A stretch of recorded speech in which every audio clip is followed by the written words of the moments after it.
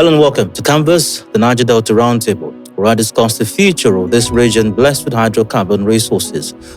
Every week, we give time to reflecting on topics relevant to the development of the Niger Delta and her people. Now, this episode, we're doing the same. I'm here, and once again, we're focusing on how to take this region to a more promising future. Now, the podcast is sponsored by the operator of the NNPC, Renaissance Total Energies Ajib joint venture, Renaissance Africa Energy Company Limited, headquartered in Port Harcourt. Thank you for joining. I'm Adedayo Elushakin, and our topic for this episode is memory in a changing Niger Delta. Now, today we're unpacking a theme that sits quietly beneath the surface of our communities: memory. Not just the kind we store in photographs or diaries, but the living memory carried in language, food, festivals, songs, landscapes, and then the stories passed from one generation to the next. The Niger Delta is changing, socially, environmentally, economically, politically. And as the region evolves, the question becomes, what memories are we preserving and what memories are we losing? Whose stories remain visible and whose stories risk fading away? In this episode, we explore how memory shapes identity, how communities hold on to cultural knowledge, and why documenting our past is essential to navigating our future. Again, today our topic is memory in a changing Niger Delta. My guest is ThankGod Okorisha. ThankGod Okorisha is a journalist, development practitioner, and documentarian focused on preserving the stories of the Niger Delta. He founded the Niger Delta Archive Project, which documents the region's cultural and environmental heritage amid climate change. At Stakeholder Democracy Network, SDN, he supports communications on development and climate resilient initiatives. His storytelling work has gained recognition, including a co-curated 2023 photo exhibition acknowledged by the UN Tourism Organization. ThankGod Okorisha, hi, welcome to Canvas, the Niger Delta Roundtable. Thank you, my pleasure. Thank you for having me. Great to have you here. Yeah. You're a very busy man.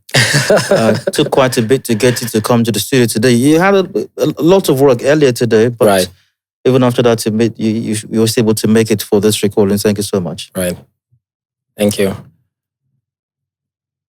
When you think memory and the Niger Delta, Right. what immediately comes to mind for you? When I think memory, I think stories. I think about our culture. I think about our elders who are custodians of these stories. I used to say I'm big on moments because these moments form memories that we will live by. Why not create good memories? Or why not make good moments? So when I think about memories in the Niger Delta, I think about the stories that are fading away. I think about the stories that are not being documented. I think about our culture. I think about our food. I think about the whole essence of the Niger Delta, the thing that makes us who we are. I think about our people and the rich cultural diversity that we have, the resources that we have in the Niger Delta. The Niger Delta is blessed with lots of natural resources. Of course, one that is very prominent is oil. When you talk about the Niger Delta, one of the things that comes to mind is oil. So, but very importantly for me, I think about our stories that are not being preserved, documented, and archived, because the elders who are the custodians of these stories, some are already in their 80s, some are aging, and anytime from now they will leave. And if we don't collect, document, and preserve the stories that they have, when they go with it, some of those stories will go with them. And that is how we lose the essence of who we are, because the custodians of this culture or the stories, people who have been there from pre-colonial, colonial and currently we are in the post-colonial era. If we don't document the stories with them, from them, they need to go extinct. So when I think about memories in the Niger Delta, I think about our stories. Now, you talk about being big on moments, Right. and you infer that you prefer we make Good good moments, Right. create positive moments to Right. make for good memories. Right. However, as ideal as that is, bad things do happen. So, do those bad moments constitute a part of our memories as well, or do we just block our minds to those and just stick with the positive ones? Right. So, like I said, I'm big on moments. So why not create good moments that will form memories that when we think of, we can reflect and be happy about it. So this is where intentionality comes in. Of course, we cannot eradicate the fact that there will be bad moments, unforeseen circumstances. There are times where... Or maybe for sin, people can be mischievous. Some Right. people deliberately do the wrong things. Right. Yeah. I mean, but at that time, that's where you have to remove your mind from those bad moments and try to create good moments that will form, of course, like I said, good memories that when you reflect. But we cannot take away the fact that, of course, there will be bad moments in between. But that's where intentionality comes in, where we have to be intentional about telling positive stories, intentional about creating good moments that will form good memories when we think about and reflect about them. You say that the custodians, in describing the custodians Right. of these memories, of our cultures, of our heritage, you describe these custodians as older persons. I mean, I'm looking at you now, meeting you for the first time today. You're not an older person. Right. So, since it appears that the custodians are, correct me if I'm wrong, but from your assertions previously, custodians are older persons. So if custodians are older persons, what's your business then? Right. with archiving this? Right. And thus my question is, what inspired you to start the Niger Delta archive? Right. So one of the things I would say first is I feel the millennials are the right generation to correct the wrongs of our fathers, of the generation before us. Because if we do not, the Gen Zs and the Gen Alpha will lose the essence of our culture and our stories. And to answer your question in what inspired the Niger Delta Archive project, I was speaking with a friend a few years ago. I think during the pandemic, we were just reflecting about the Niger Delta. And from pre-colonial, of course, like colonial, and what was it like? Post-colonial era. And what was it like? What was the Niger Delta like without oil, without this whole extraction of oil within the region? And we were just reflecting. And he mentioned that his grandmom used to be an interpreter for the colonial masters when they were in the Niger Delta. So she's an interpreter. Pretty much she was the only one that understands English at the time. So she could translate English to their local dialect and speak English to their people. And that was really interesting for me when I heard it. I was like, okay, I would like to speak to your grandmom to know what it was like that time. And that was how the Niger Delta Archive project was. That was how the inspiration came. And from there, I started thinking about notable figures in the region who were born pre-colonial era and colonial era, and of course, who are experienced in knowledge or have these stories from that time. And that's how I thought of my first interview. My first archival interview was with Professor E.A. Alagwa, who is a professor of history. And he has written a lot of books about the Niger Delta. I mean, how best to start the Niger Delta Archive project, if not with a custodian of history, someone who educationally, I mean, he is a custodian of the history of the Niger Delta. And that's the first person I thought to archive. And the amazing stories that he shared of how the Niger Delta was pre-post-colonial era is something that I think everybody should know about. And that is why we thought that it is expedient that we document the stories and archive them. Because imagine Prof leaves. The only stories that we have that he has will just be the one written in the books. But I've also come to understand that during my research and recording and documenting the Niger Delta Archive project, if you search, like Google search and other search engines, and search certain information about the Niger Delta, you probably won't find something that is beyond maybe oil and history of when the Niger Delta was founded. But there are other stories that people like Prof have shared. By the way, I've also interviewed His Majesty King Delta Spiff as well. He has also shared certain stories that you can never find online, and how the East-West Road was built, how the secretariat, that the massive secretariat and all of that, and some other stories that you can't find in the books, you can't find on Google search. So these are part of the things that inspired the Niger Delta Archive project, how we can collect the stories, preserve the stories, and take the stories from people who have lived pre-post-colonial era and document them for posterity, for the next generation. Like I said, the millennials, our generation, are the ones that will correct and help to preserve our culture, our history. Because if we don't do that, the next generation will have nothing to fall back. Like you mentioned, that, how that there is a danger of some of these stories or our history fading. I think the word you used was fading. Right. So what aspect of our culture or our heritage do you think are most at risk of disappearing if we don't do something like what you're doing? Language.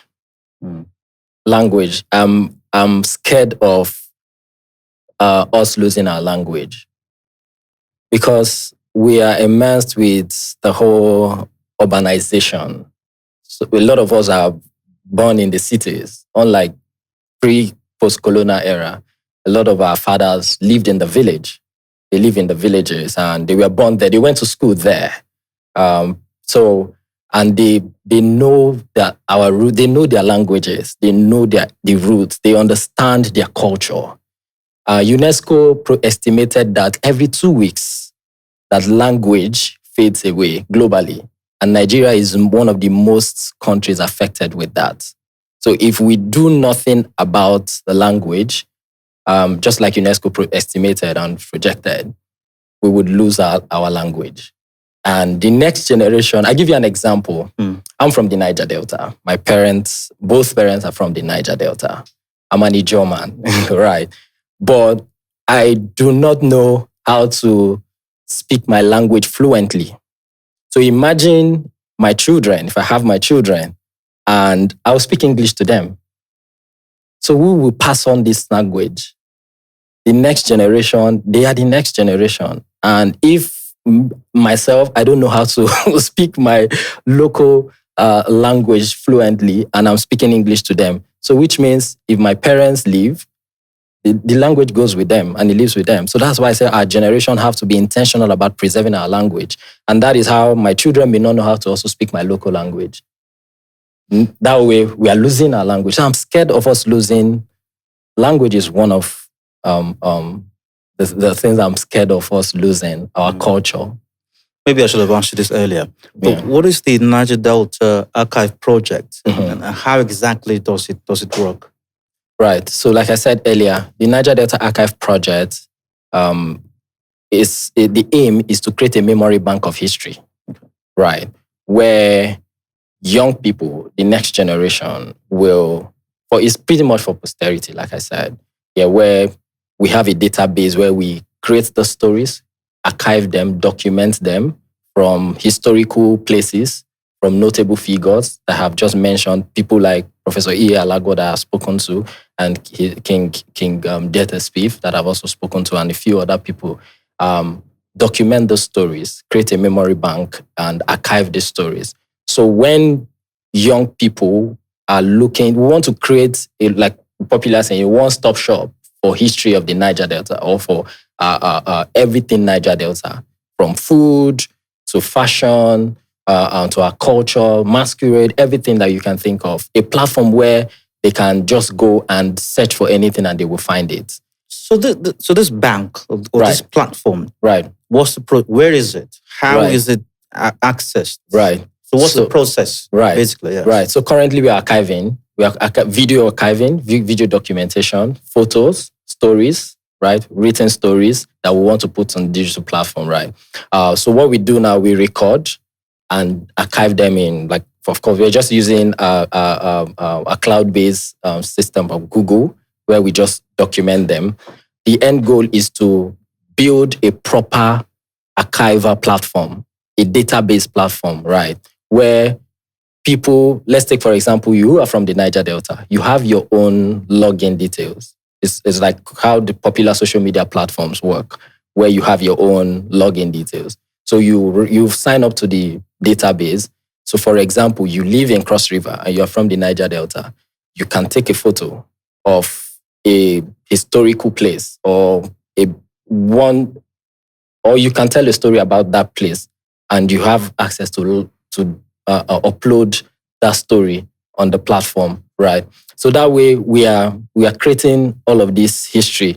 So because we can't do it alone, we need everybody to come on board. But for now, what we are doing, we are just telling these stories and documenting them and archiving them. Of course, we intend to release like a digital book and also, of course, a physical copy when the time comes. But for now, we're just putting them in cloud base. When we have these video interviews, we put them on a cloud base.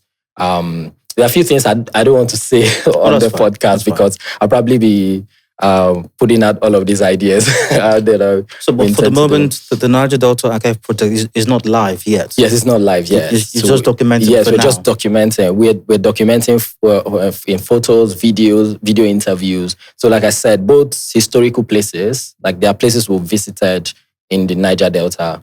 We visited all the creeks in the Niger Delta. Yeah, documenting and archiving stories, places. Do you have a timeline when the project will go live? For now, we don't. We just want to document as much as we can. Like have a lot of data, a lot that if you are looking for something from Akwa Ibom, you will find. You're looking for something from River State, you will find. You're looking for something from Cross River, Delta, you will find. So we're just archiving and documenting. So based on what you said thus far, I'm thinking there's an almost endless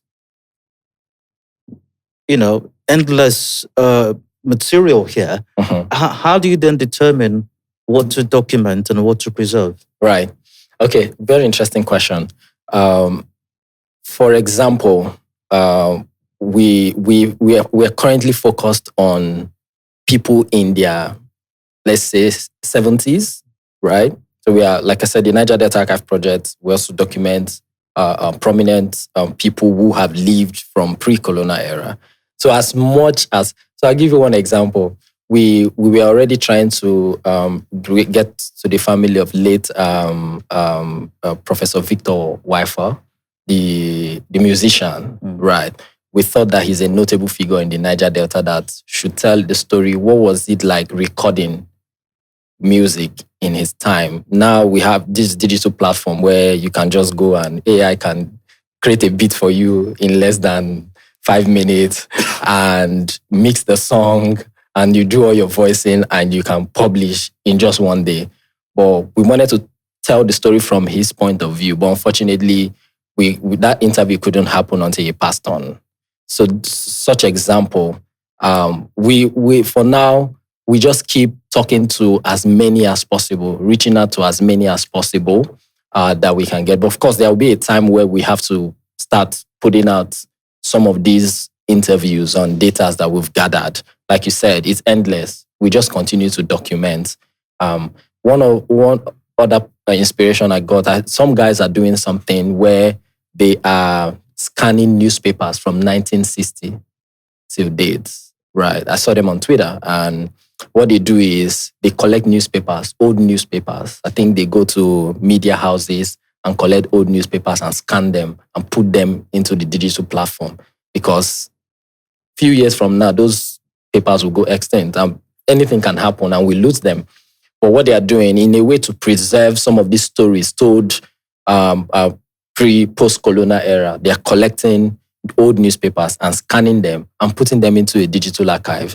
There are lots of people doing archival projects.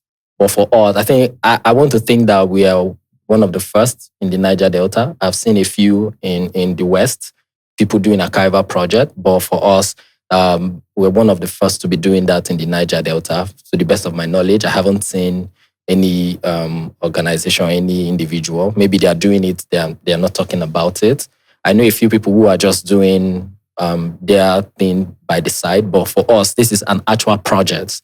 This is the first project, first of its kind, that is just focused on the Niger Delta. We want to preserve and tell the Niger Delta story. It's endless. We'll just continue to tell this story until we think that the time is ripe to start putting out this data out there, or create a platform where people can easily access this data. Now, this seems like an incredible amount of work. It's a lot. So what's your team like at the moment?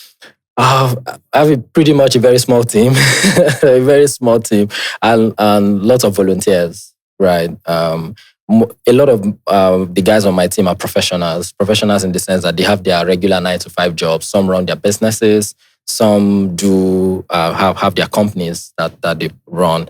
But because we are all passionate about the region, we have researchers on the team, we have writers, people who are journalists on the team, of course, videographers and photographers.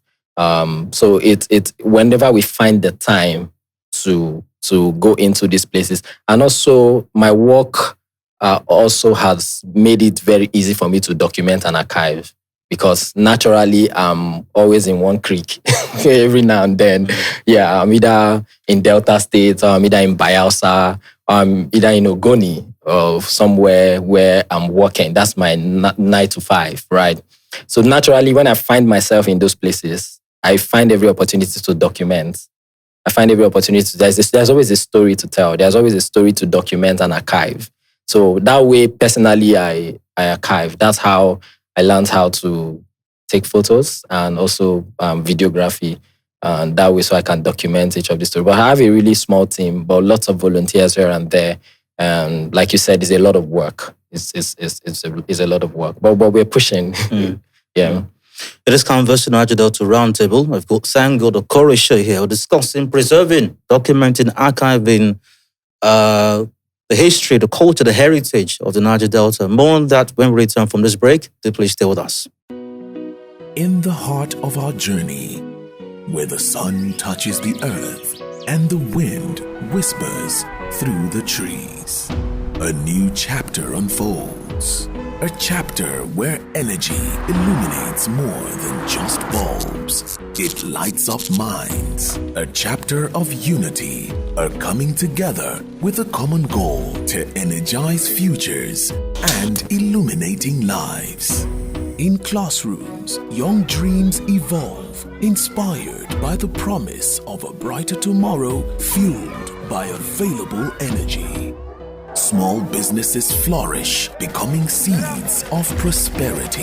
Energy that empowers and is catalyst for growth and change. The future is energy. So, let's light up the path to a sustainable future together. Energy for you, me, and the world at large.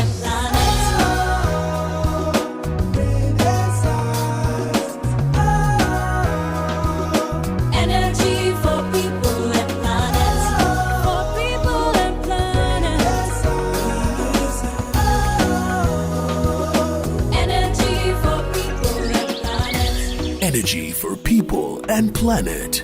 We are Renaissance.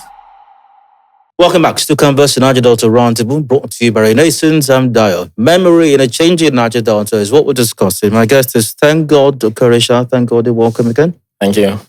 He's the founder, creator of the Niger Delta Archive Project. Right. But besides the Niger Delta Archive Project, you've got your hand in a few other pies. Right. One of the more notable ones is the Village Festival.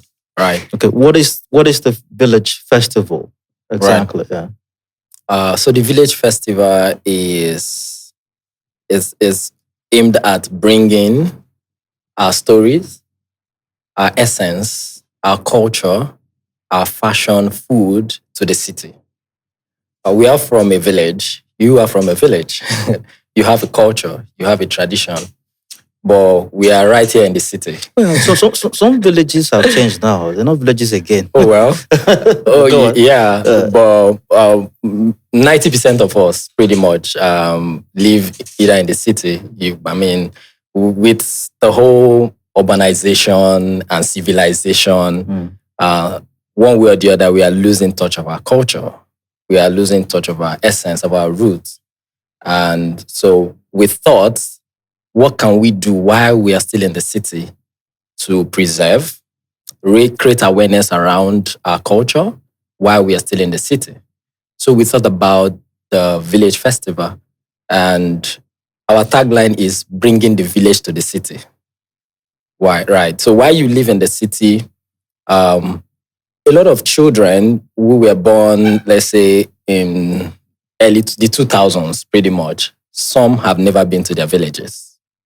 Some, they were born in the city, they go to school in the city. If it's time for Christmas or any holiday, either maybe their parents are well-to-do, they take them abroad for holiday, or they go to other big cities to visit relatives or their aunts and all of that. Some have never had the opportunity to visit the village. They don't even know what it's like to be in the village. And we thought about what can we do to bring that experience to the city. And that is how the Village Festival came about, with the tagline, bringing the village to the city. It's a festival. We thought us as well, we want people to have an experience of fun while they are learning, right? So the Village Festival goes beyond all the vibe and razzmatazz of entertainment and fun. It goes beyond just coming to dance and have a performing artist just perform and people just vibe and drink and go home. No, it's a first of its kind festival that seeks to preserve our culture, create awareness around our culture, and also educate people about our culture. Both people who are from Rivers State and people who reside here, who live here. Like I said, the millennials are the generation that have the opportunity to correct the wrongs of the generation before us. If we miss it, the next generation after us would have nothing to hold on to. So is this an annual event? I think I heard you had one last year? Yeah, we had a launch. So we just did an unveiling. Oh, so it's just starting. Yeah. So so we were supposed to have it last year. Okay. But we found out that because we want to represent the culture of a people, Rivers State is diverse in culture. And we just don't want to do an event without proper research, without proper documentation, what we want to showcase in the festival. It's a festival that we want to create an experience. When you come into the festival ground, you are immersed with that whole village cultural experience. You feel transported. You feel like you are in the village while you are in the city. Right. So we want to create that kind of experience. So we thought that the time was short for us to execute that plan, that idea that we have. However, we said, okay, let's do an unveil. Let's unveil and tell people about the Village Festival. Just unveil the brand identity, the logo, and what the Village Festival is about. But we intend to have it this year. So this year will be the year where we would bring the village to the city. All right. So just a slight aside. Right. When you say village, for example, if you're from Rumi Bekwe here in Port Harcourt, I'm not sure you can still describe Rumi Bekwe as a village. Okay. right now. So this is what so this is what happens. Okay. For someone where we are is somebody's village. Right? Yes. Right. Uh-huh. But I can assure you that a child who is from here may not know how to speak. This is an Ikwere local government, if I'm not wrong, right? Where we are now. It is Ikwere? No, Equatorial. Yeah, but this is Faga. This is yeah, Obiapo. I think so. Yeah, this is Port Harcourt local government. I think so. Yeah. So Okay. some part of Port Harcourt local government speak Equere. Okay. Right. So a child who was born here, let's say in 2005 or 2004, probably may not have the opportunity to hear Equere language. So I would think of it this way, Yeah. kind of like a reenactment. Because if you're talking about what the place looks like now, Mhm.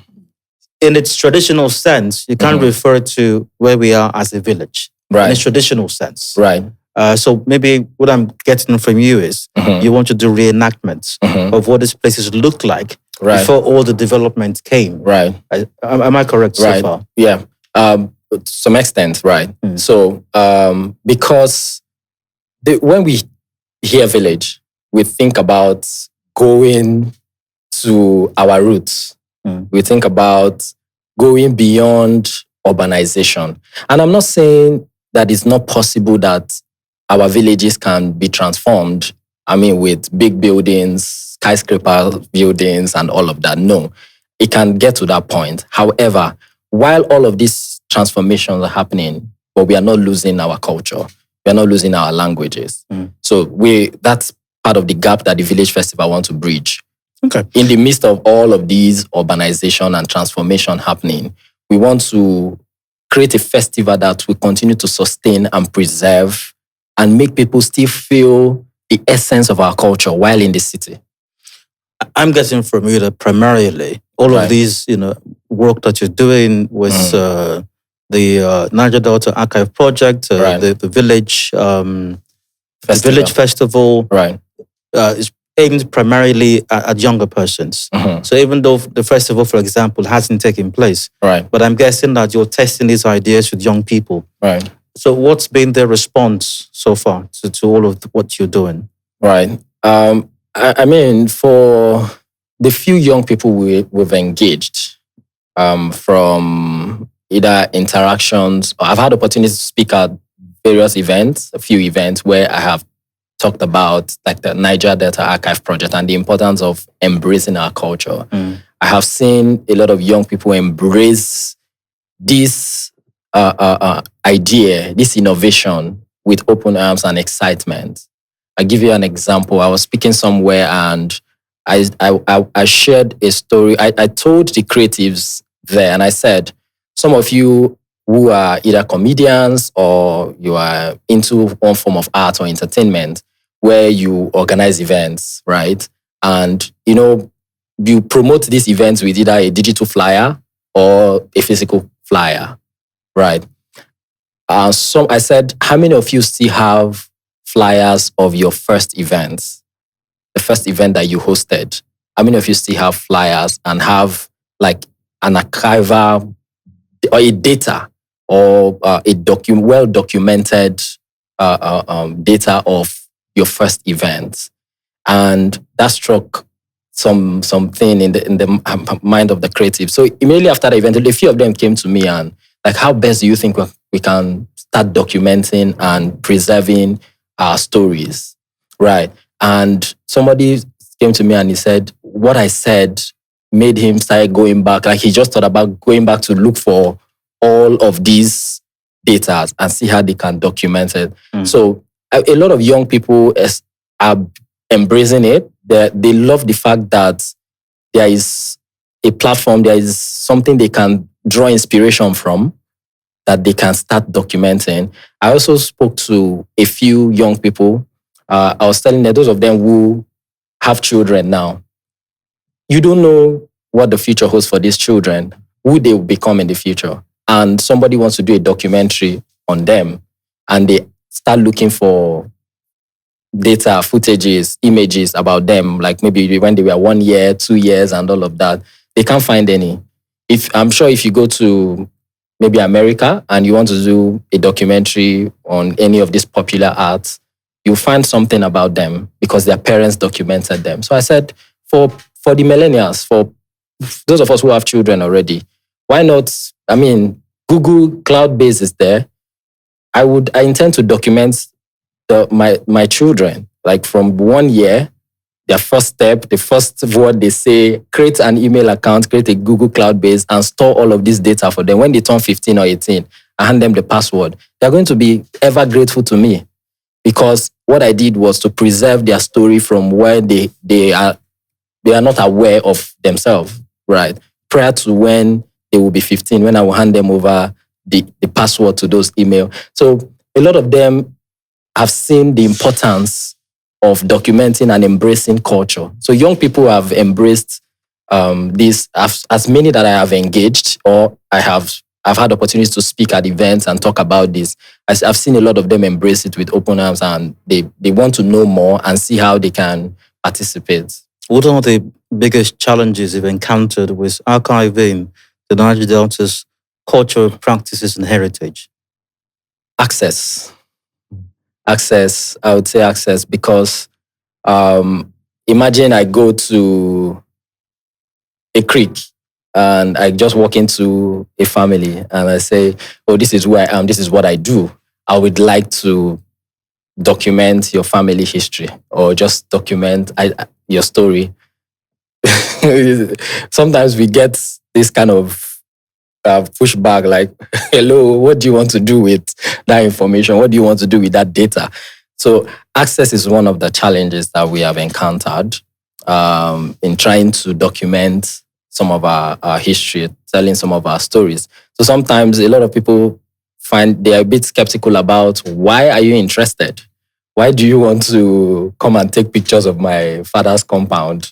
Or so one time I was in Southern Niger, in Obomutoru in Bayelsa State. That's in Southern Niger. And I saw a church and a building, and I thought that it would be good it looks, a hut rather, it looks really cool. And I wanted to know the story behind that hut. So I brought out the camera and I was going to take a photo. Somebody just walked up to me. I was like, why are you taking a photo of this house and all of that? So sometimes you get that kind of resistance and challenge. So when you face this kinds of resistance, right, from individuals or even from communities, how do you deal with them?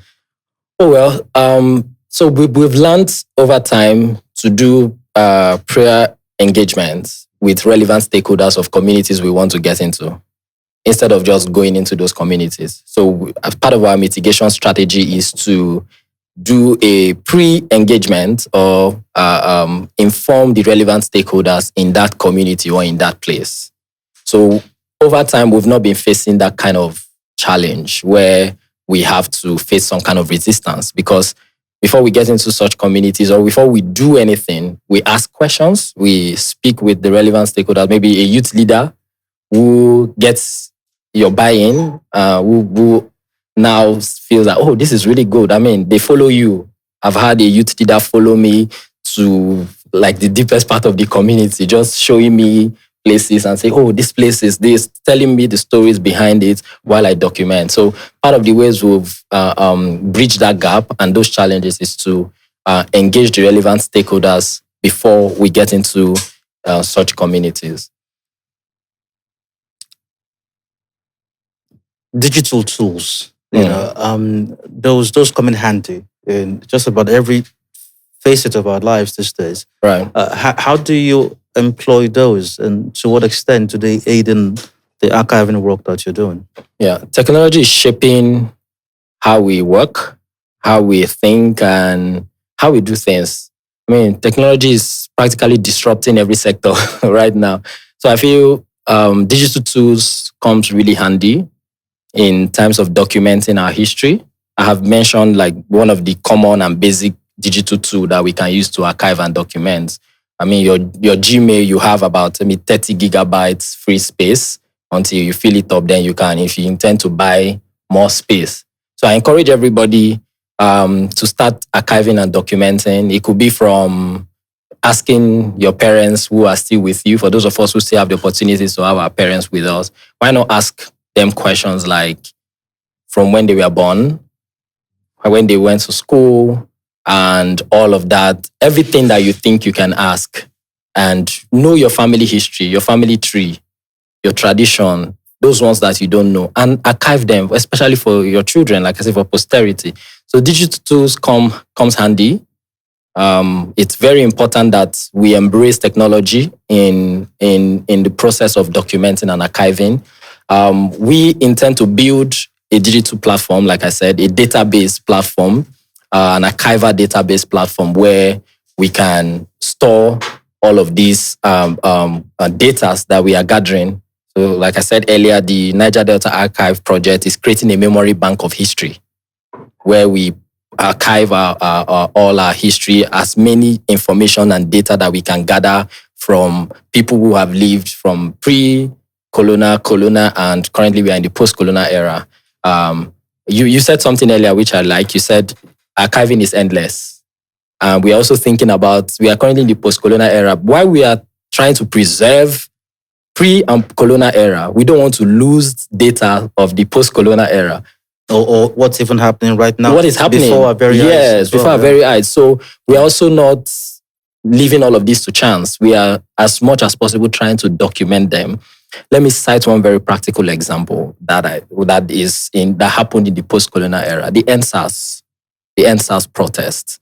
I've said that if not for the October 2020 that is symbolic and significant about the NSAS protest, I'm sure it would have just been another kind of campaign or protest that happened in Nigeria. There have been other protests, right? The Save Nigerian Group protest and the other protests that have happened in Nigeria, moving around and campaigns. But one of the things that made the NSAS protest symbolic is October 2020. That's why that date is very symbolic, because that was the day the military invaded the Lekki toll gate, right? But prior to that time, a lot has been happening around the NSAS. People like Sega Link used to be one of the people who everybody seemed to be going towards. I mean, when there is a problem around SARS, they call him and he helps to step in. Right. So prior to that time, people have been doing campaigns on Twitter and been talking about police brutality and all of that, things that have happened. But even people that have been killed, that have experienced police brutality, we've lost those stories. We've lost those times. You can only find some of those stories maybe using a hashtag on Twitter to get those stories. But beyond October 2020, what else do we know about the NSAS protest? What else have been documented? And one of the things, as I was telling a friend as well, I said, before all the flyovers in Port Harcourt, I want to challenge the Rivers State government to please publish photos of how Port Harcourt used to look like before the flyovers. If they have data like that would be very interesting. So this is what I did, because I know they are going to be destroying some of these old buildings that we are obstructing the place they want to build these flyovers. So I took fit photos. So I have photos of how Port Harcourt used to look like before, like Rumokuta roundabout. I took pictures of how it was, because I already know they were asking families to move away from there. So what I did, document that place. So for example, my sister lives in the UK and she hasn't been to Port Harcourt in a while. So when she gets back to Port Harcourt, they're like, this place has changed. What was it like? And I can show her and say, this was what Port Harcourt used to look like before you left. So that is the importance of documenting and archiving and preserving and keeping some of this data, because what that we do is you give people a picture of what it was like and what it is like right now. So this is referring to what you say about archiving is endless. We'll continue to archive. So while we are documenting history, things that have happened in the past, let's also not lose touch of what is happening now. And how do you finance all of this? Find out how, or what? How do you finance all of this? So currently self-funded. So I mean, everything I do, it's funded by myself. We applied for a few grants, right? Of course, unfortunately, we didn't get them, but we'll keep applying for funds until we get that support that we need. In your estimation, what does a culturally confident Niger Delta look like in another 10 to 20 years? A Niger Delta where every young person is proud of their culture. A Niger Delta where every young person can speak their language and they are proud of it. Like I said earlier, if we don't do anything about language, we will lose it. The next generation, we will have nothing to pass on to them because our parents now have the culture, they have the language, and they are with us. So we need to be intentional about passing on this language to the young people, the next generation. If our generation do nothing about it, we won't have anything to pass on to the next generation. So in the Niger Delta of next 10 years, I want to see a Niger Delta that every young person can speak Ijaw fluently, can speak Ogoni, can speak Ikwere, can speak Kalabari language, and all the Shekiri and the likes, all the Niger Delta language, and they are proud of it. The Niger Delta where our music is not fading away, because right now, like I said, it's urban music and all the pop and all of that. We no longer hear traditional music. I grew up listening to Owigri. So that's a genre of music that is only in the Niger Delta, maybe some part of Delta and Bayelsa. I remember waking up in the morning, my dad would be playing Owigri music. I don't know if you've ever heard of that kind of music. I'm not sure I even know what that is. So it's called Owigri. So it's a traditional Ijaw music, right? So I grew up listening to Robert Ebizimo and all those kind of music, and my dad plays them a lot, and a lot of us don't even know those kind of music, and there are certain traditional music as well, like for Ikwere music. Jim Resloxin as well is one of our heroes from the Niger Delta. That his music, I love what they are doing in the West in preserving Fela's legacy in terms of Afrobeats. But what are we doing in the Niger Delta to preserve Jim Resloxin's legacy in terms of high life? Very, very ambitious project, I dare say, but achievable, I suppose. And I do wish you and your team the very best. I'm sure the Niger Delta, by extension Nigeria, does need what you're doing. I guess we might as well anchor at this point. I won't be surprised that there are persons, individuals, or groups who, after listening or watching this episode, might want to collaborate with you, work with you, or volunteer. Right. How can they reach you? Right. So of course I'm on social media on Instagram at ThankGod Donald, on Instagram, Facebook, ThankGod Okorisha on Facebook. On Twitter at ThankGod Donald. Send me a DM. Reach me on any of these platforms. And in case you want to get my number, I'm sure just hit the canvas. I'm sure they can send my number across to you. But my email as well. I don't know if I can. I can call my email. So my email is thankgoddonald92@gmail.com. That's my email. And that's a wrap for this edition of Canvas, the Niger Delta Roundtable. We're discussing memories and the Niger Delta region, preserving, archiving our culture, our stories, our heritage. And of course, my guest, ThankGod Okorisha and his team, have been doing a brilliant work with that, and wish him the very best. ThankGod, thank you for coming back. Thank you for the great work you're doing. Thank you. And thank you for your time as well. Thank you. Thank you so much. Thanks for having me. So once again, thanks for joining us in this episode of Canvas, the Niger Delta Roundtable, brought to you by Renaissance. I'm Adid Dayo Elushakin, and bye for now.